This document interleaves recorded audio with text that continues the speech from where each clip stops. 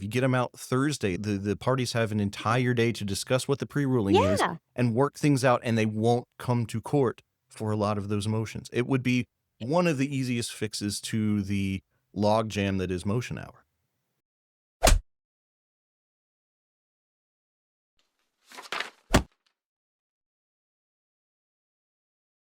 All right. Welcome back to the Judgmental podcast. We already have started arguing about things. So we're going to start in the middle, go back, and then go back. But we were talking about, I watched Motion Hour today. I watched two divisions. First off, I'll let Hugh say hi because I'm a jackass. Howdy. Sorry. So I watched Division 6, Christine Ward, and a lot of fascinating things happened in her division. And then I watched probably 40 minutes of Division 10. And then I had to jump off because personal reasons, LOL. It's hard to watch sometimes without getting too excitable. No, that's true. And then in the times where I go over to watch or log in to watch and I'm hoping for some fireworks, it never happens. The times where I'm like, okay, I can handle this. I'm ready to go. I want to see something, interesting. It's just one of those boring motion hours where nothing happens. So that's the way it works. That was kind of me in 6. But now she's got a whole new thing. She is doing a speech at the very beginning of her motion hours, which I like generally, LOL. But she starts off and she basically just says, no one talk over anyone. You can be held in contempt. I'll let everyone have their moment. But she said there will be no recording and no live streaming, and we will keep the official record of this motion hour, which, obviously we had a judge that was recording and that story is getting boring. But on top of that, the bigger thing is actually you cannot request an entire motion hour recording from the official record. You have to do it piecemeal by each case. Yeah. And I think that's when you go to view a recording, you can view the whole motion hour. You can sit and you pick it out. But if you actually get a copy of it, they're going to just give you your case. I personally think that makes sense. Why would you be getting copies of somebody else's unless you request it specifically? If you want to request 5 cases for motion hour, you can request those 5 cases, but they're not going to just piggyback, the other 70 cases in there. I don't necessarily have an issue with that, but Oh, I've got a major issue with it. I mean, it's a lack of transparency. I think if the media wants to buy a full motion hour, they should be able to buy a full motion hour. Like Christine Ward had 29 cases, I want to say, on today. So, I can't do math. So, what's 29? Well, 25 times 25 is 500. So, if you wanted to request her motion hour today, it would cost you over $500 to do so. I mean, I get it. What do the videos cost now? It's been a while since I've requested. $25. Oh, so it's 25. Okay. Mm. Yeah, I mean, I get that. Or you could just go over and currently you could go over and just sit there and watch it. Oh, yeah, and watch it. We can tell the public, hey, I sat down and watched it. But you can't You know, record I it. mean, frankly, I think they should be free. I mean, body cams are through open records. Well, these might be through open records as well, but there's Nope.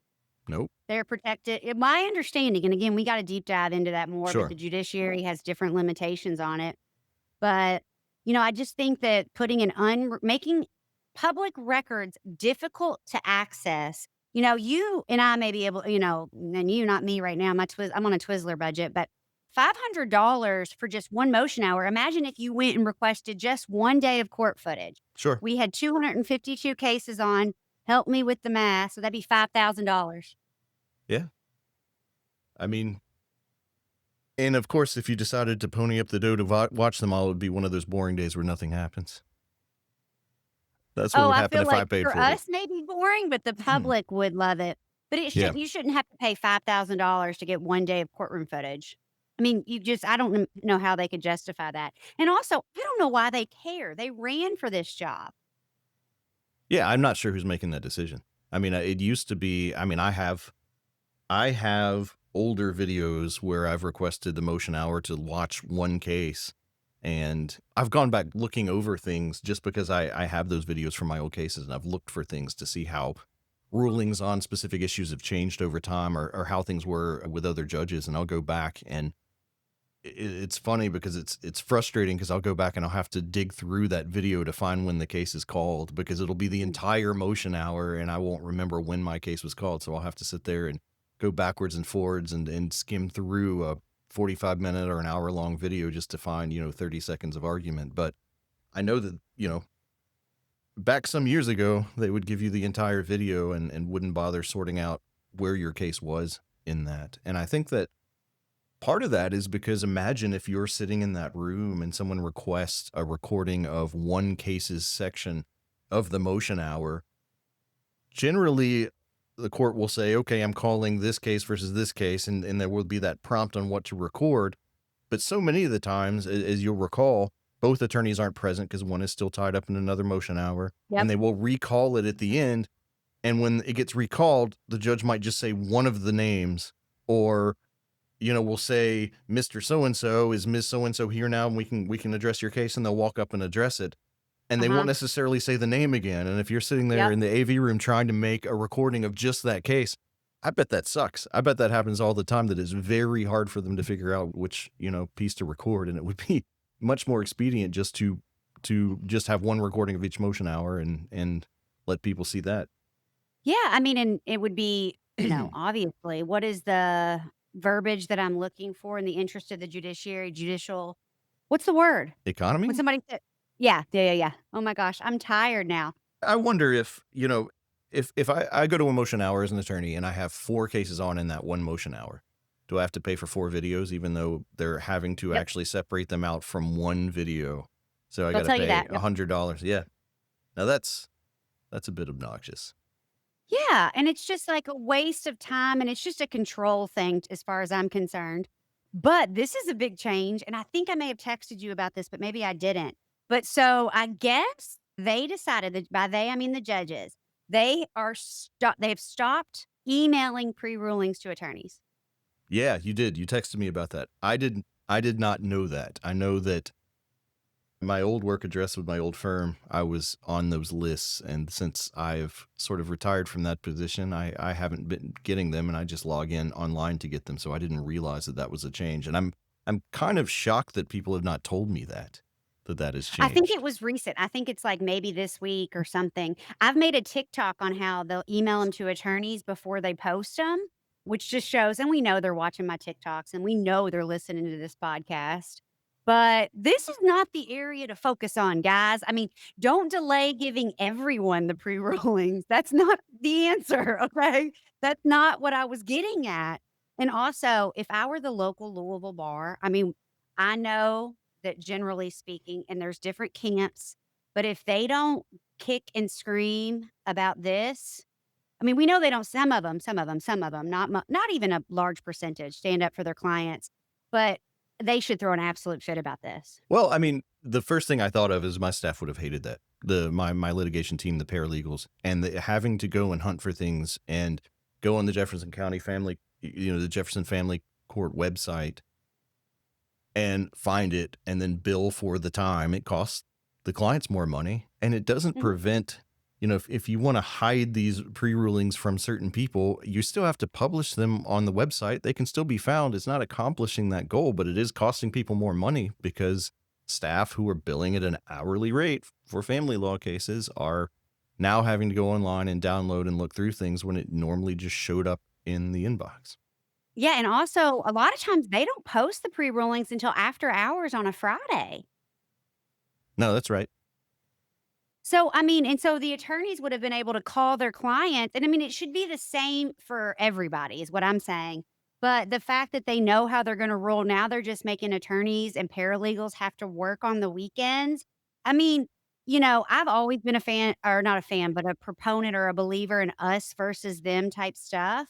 But if the local bar allows this, I mean, really, I think this is just like, again, one of the beginning of the end steps where the judges are just locking courtrooms and doing whatever they want, because I just don't know how much accountability they have other than you and I, which is, like, embarrassing in and of itself. Well, I mean, even before they stopped emailing them, assuming that's a policy now and they are stopping for good. What you mentioned about not publishing the pre-rulings until like Friday afternoon, it's hard to understate how much of a problem that is for practitioners and how expensive it is for the clients. Because if the judges read the motions and issue pre-rulings early on, people work things out. If a case is to be called or signed, except for, and you did it before Friday, attorneys can touch base. They can talk to their clients about what's likely going to happen. They can make a compromise, and they can keep the cases from being called at motion hour. They will follow up with the court and say, we've resolved this. We will issue an agreed order. You don't have to go forward with it. When you get it on Friday, the attorneys aren't going to be able to talk to their clients and then touch base by the time business hours are over, and it's not going to happen. So then you're scrambling early Monday morning. You may get it worked out, you may not, but I would imagine that you could significantly cut down on the number of cases, which, at the CLE that was held with the LBA on family law issues, one thing that kept being brought up is trying to expeditiously get through motion hour when you have so many cases on. You could cut down on the number of cases being argued if the courts would email out pre-rulings, even if they weren't emailing them. If you publish pre-rulings in an orderly, timely way early on during the week, or, within maybe 2 days of them being filed on a Tuesday, if you get them out Thursday, the parties have an entire day to discuss what the pre-ruling is and work things out, and they won't come to court for a lot of those motions. It would be one of the easiest fixes to the logjam that is motion hour. Nothing. I mean, you cannot make this up. It is not rocket science. But the fact that, I mean, she said it clear as day, which I wonder if her little speech will show up on motion hour. But if you were to request the tape, like, I wonder, how do you ever even get that tape to show the public what her speech is? Like, how do I request Christine Ward's monologue? Like, what case number is that filed under? But I digress. But the fact that they are having meetings and this is their fucking answer to us making a podcast is, Yeah. okay, we'll just make everybody's life hell when we've only been making the pro se litigants' life hell. Yeah, And I then mean, court, maybe it has to do with us in the podcast. I just don't see how it solves the problem if it is. it doesn't solve the It problem. doesn't, No, and I mean, it just creates more. yes, and she did this other thing, which she obviously can't do, and I have seen Brian Gatewood do it, not to just pick on her. And she actually held firm on this, which she absolutely cannot do. It's crazy when I tell you, she's now saying, even though, and she says, even though we're not emailing out the pre-rulings Oh, anymore. wait, so this was Judge Ward announced this in her speech saying they're not doing it anymore. Yeah, Oh, okay. I didn't catch that part. that's what I'm Like, saying. like this So, is the official policy now. Okay. yeah. Got it. Okay. But so I don't know how to get that. That's what I'm saying. But then also she goes on to say, well, even though we're not emailing them out anymore to y'all, you still have to go to the website and see. So, y'all, when you file a motion, you'll get these pre-rollings. It'll be to be called, denied, referred to mediation, under submission. Okay. And so if your case is not quote unquote to be called, then the litigant or the attorney can ask for it to be called in front of the judge. And you go to court and you would say, I want my case called. So now they have picked these arbitrary times. So Christine Ward, Judge Ward's motion hour is 11:30 on every Monday. If you don't object and ask your case to be called at 10:30, she's not calling your case. Yeah, but she's not going to tell you what the pre-rulings are. You're going to have to go search for that yourself. Yes. Now, She's does not that emailing them out. No, I mean, this so is this wild, policy only to wild work. attorneys? And What? are pro se litigants getting the pre-rulings emailed to them, or do they have to go No, look as well? no one's getting them emailed. Yeah, that's pretty remarkable that someone is supposed to know exactly where to go and where to download if they're not represented by an attorney, and the court isn't saying, here's what's going to happen on your case. And wow. Right. Wow. But Yeah. bigger picture, I don't care what the hell they put on a website. You can't amend the family court rules of procedure via, hey, this is how I feel today. Hey, I want you.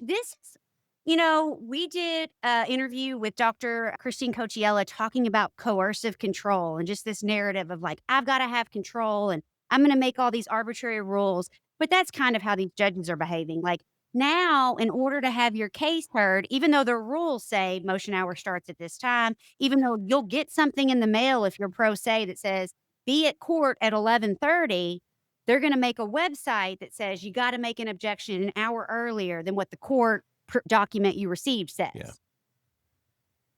Something just occurred to me while you were, you were talking about these decisions and the impacts of them that makes me want to amend my statement earlier about having to, only being able to get the video of your particular argument in a motion hour. And Motion here's granted. No, I'm just here kidding. here's what yeah. Motion to amend. There have been at least 2 times that just popped into my head where I have found something that was extremely impactful, extremely improper, and impactful to my clients that judges have done in court that were not while my case was being called. I mean, one we talked about on the podcast many episodes ago where a judge, while another case was up in front of the court, pulled one of the attorneys aside on the record and discussed my case while I wasn't there and made a decision that cost my client $10,000 plus per month. And the only way that I ever found that was being able to get the motion hour video and watch it. If I had just gotten the section about my case, I would have never seen it. Another was, Hold on one second. Listeners, go back and listen to episode 1. Hugh breaks that all down and tells you all the huh? players in that. I'm so sorry to interrupt you. No, I'm glad you remembered that. The other is more recently a judge that went off the record for a moment in motion hour, and my client, who wasn't my client at the time, came in and said what the judge had said at motion hour, and he had intentionally turned the record off so it wouldn't be recorded what he said, but everyone was in the courtroom, and so it was easy for me to verify and ask people about something that was completely improper. It was giving legal advice to a client, and the judge went off the record so that it wouldn't be recorded. And I was able to get that video. So I'm thinking this was a year and a half ago, maybe. So not that long ago, I was able to get that motion hour recording of the whole thing. And you could see where he goes off the record, then comes back in, and it's in this certain context where he was talking. I mean, Yep. it wasn't that, oh, I'm going to take a break. He just turns the record off for a minute, keeps talking, then comes back. So, those things it'll be almost impossible to figure out that those things are going on now. And they know it. And they know, and this is just my gut. This is just me speculating. I hadn't requested a motion hour in a while, but I do think that this change was because of us. And I think I cannot understate. I'm going to steal your word. You're more articulate than I am, Avi, LOL. But how many meetings are happening? How much discussion is happening about us, about you, about my TikToks, about stuff that we're saying between court administrators, judges, litigants, court staff, and these judges. We are a major, major, major concern of theirs. And there are a lot of conversations, meetings, and clearly protocols that are happening to literally try to prohibit us from being able to continue to do this, which is obviously impossible. You know what I mean? Yeah, it's really shocking to me because the things we're pointing out are not hard to fix. So instead of addressing the problems, let's instead just make it harder for anyone to see us continue to doing the same old that, people talk about regularly. The things that we talk about on this podcast are not things that we're just nitpicking about. These are regular parts of discussion between attorneys that are practicing in front of these judges. And they are very regularly now things that are brought up by the Court of Appeals that are done incorrectly. But instead of actually taking steps to correct those, where, it seems like the movement is pushing, the momentum is toward getting rid of transparency so no one sees us doing these things, or Yep. let's find a way to get around these things.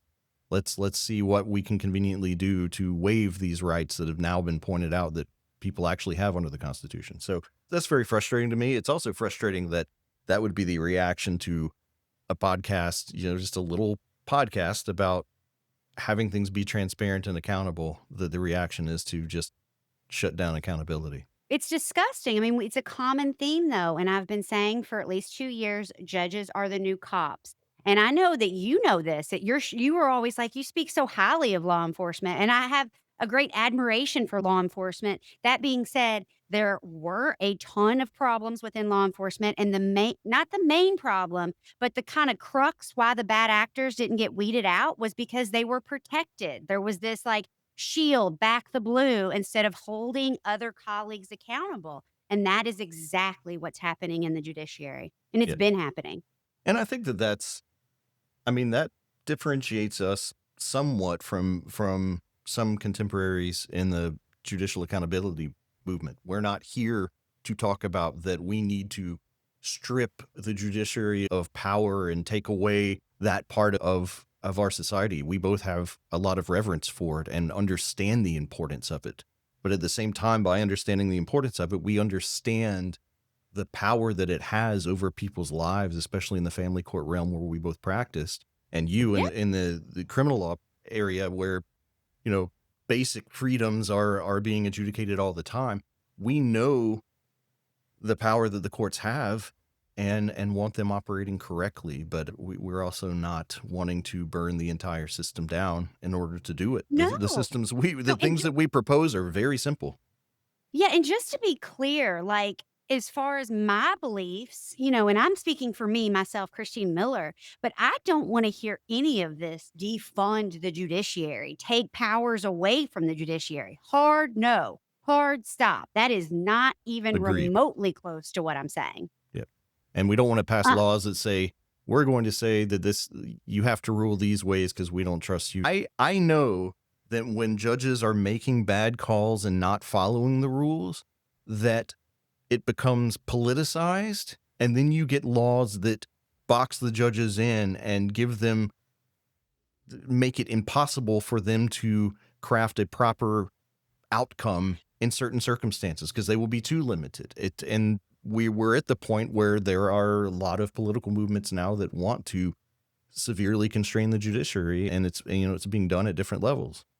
Yeah, and I mean, you know, I'm old school in the sense like studied under Scalia separation of powers. I really think the legislature is very limited on what they can do when it comes to the judiciary, and that was the point of it. That was the point of it. Well, it I mean, used I to be want the executive branch was also very limited, but now I think that's changed well fundamentally. to be able to tell, and I don't want to go like down a, you know, for me, I'm a political like rabbit hole, but I don't think the executive branch really can say much. That's the whole point of separation of powers, Oh, right? listen, I And agree with you that that's what, they shouldn't be able to. I think that we're sort of moving in that direction pretty quickly, though. And I do think that judges have to take some accountability, though, for getting us here. Yes. So, like, if you think about like law enforcement in the 1980s, when I was a kid, you know, you saw a cop, you would wave at them, da da da da da. You know what I'm saying? Like, and some people still do, but it was the bad actors within law enforcement that caused a lot of people to have distrust within the government entity. And that's what's happening with the judiciary. They've lost a lot of trust based on the actions of some and the quote unquote, I don't want to say cover up, but look the other way or back your brothers and sisters in a robe. You know what I mean? Yeah. And it's helpful when they have friendly people in the media that can just continue to parrot the same, excuses for why this decision was made or that decision was made, and no one really looks into it further, or you can get stories ended before it gets bad, and that's good PR. Lots of companies have that, politicians have that, but it isn't helping people know these problems are happening. They're having discussions about them and not actually openly talking about what happened and why it happened leads to Mhm. more distrust. And unfortunately, more distrust leads to more knee-jerk political reaction to it from lawmakers. And then we get into this pendulum that swings back toward limiting what can happen in the courts. And you get a lot of Yep. bad outcomes because judges are too limited to do what makes sense in a specific case. Yes. And the judges, they just can't step out of the scene, like, and see what's happening. Maybe some of them can, but they're just, like, all protecting each other, or a lot of them are protecting each other. It's very bizarre to see in real time. It's also very bizarre, you know, I was thinking about this to kinda go on a tangent. There are 3 things that have happened that could have gone a very different way for me being in this realm. You know what I'm saying? And it wasn't necessarily just the bad that I witnessed not having happened. It would have been if another judge or the Judicial Conduct Commission had taken actions. I would have stepped back. Oh, I I would have moved on with agree. my life.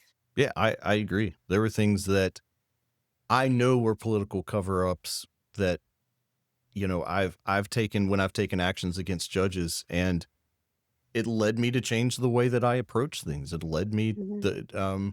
to change the way that I address things in court, and it completely shattered my trust in the system when, to think that there was going to be some accountability when a judge just, blatantly ex parte a case and did favors for, for someone that they're close with, things that would ordinarily and should by rule not only disqualify the judge but lead to some pretty severe penalties. But when that gets, just swept under the rug and nothing is done about it and the case just gets passed off to another judge and they're protected, things get, you know the message is, yeah, we'll protect you if you do these things, so don't Yep. worry about it. And the cover up is always worse than the crime.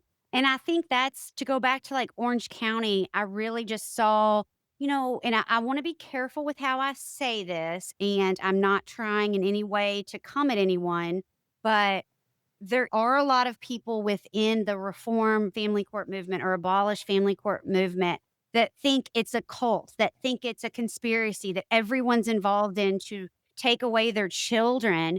That's not what I've seen at No. all. But I mean, how could they put yourself in their shoes where they've lost their children? They didn't meet with their attorney. They don't have a video recording of losing their fucking children. And then And they there's a may not have lien even on had a their hearing. They may not have yeah, even been there when it happened. yeah, and have a lien put on their house for from an attorney. This is happening in other states where GALs are putting liens on but parents' homes for bills from GALs. It would almost like, how could they not think it's this whole conspiracy to some degree? I'm Yeah. not trying to encourage it, but I'm just saying, guys, step out of this and look at this with a heart or with eyes or a brain. If you don't have a heart, just a fucking brain.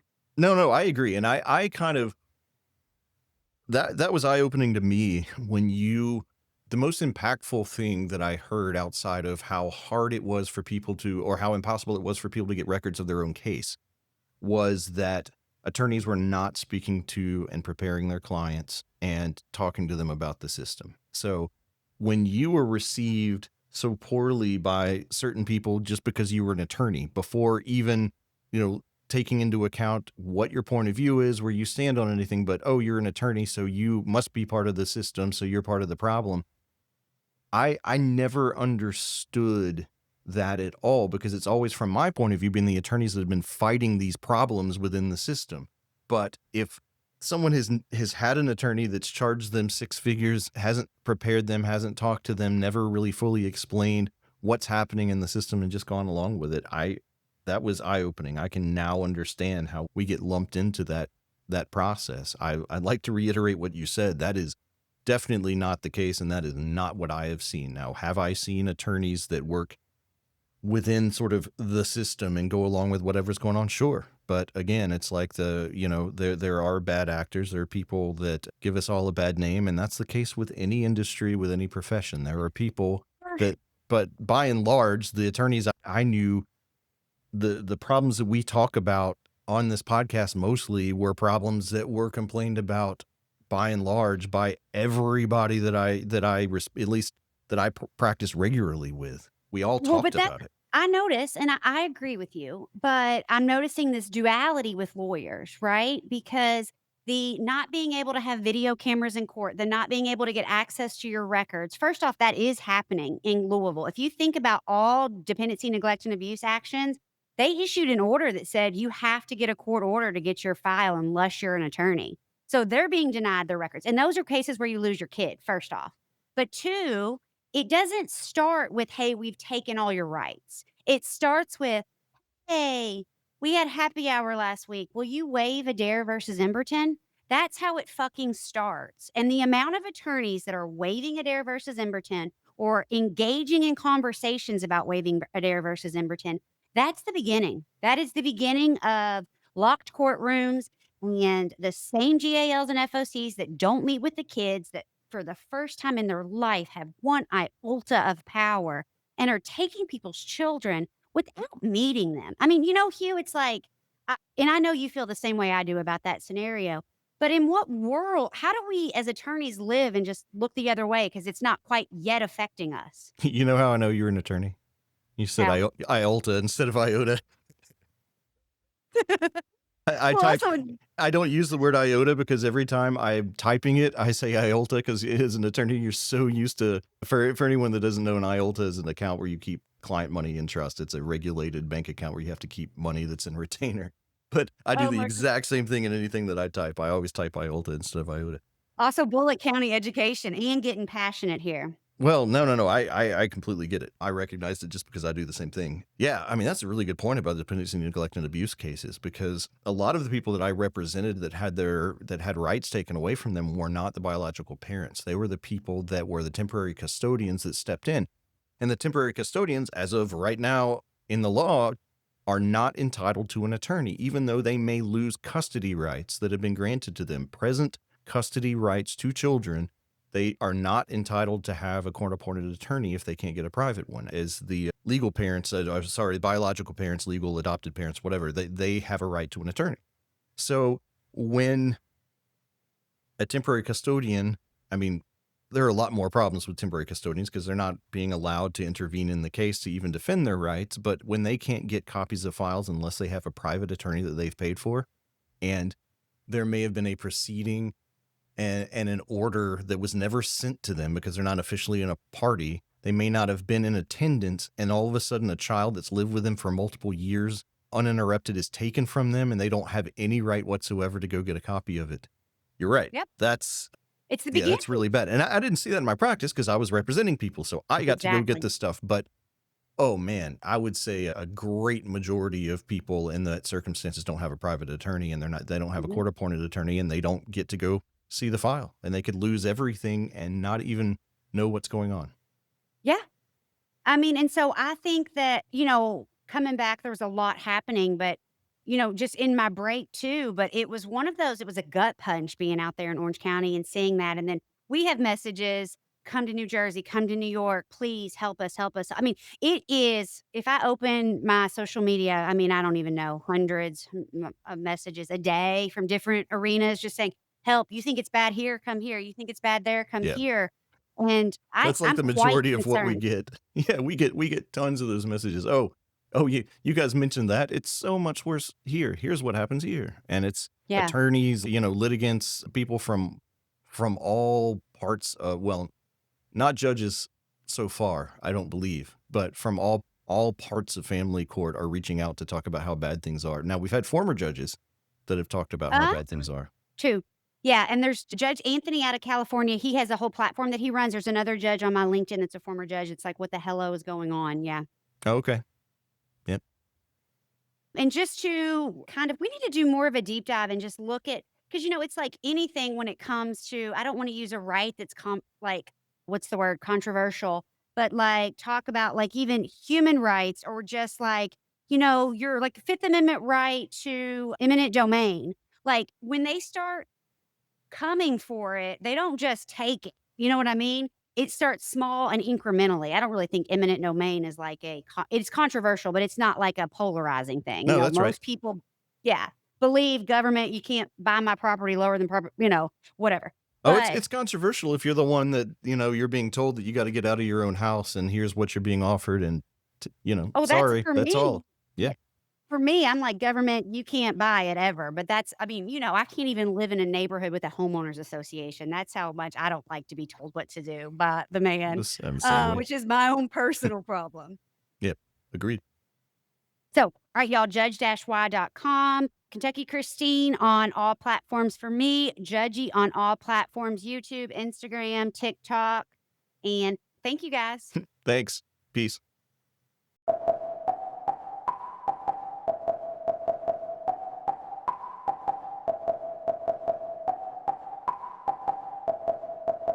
Yeah. We need some justice. My life is fine, justice.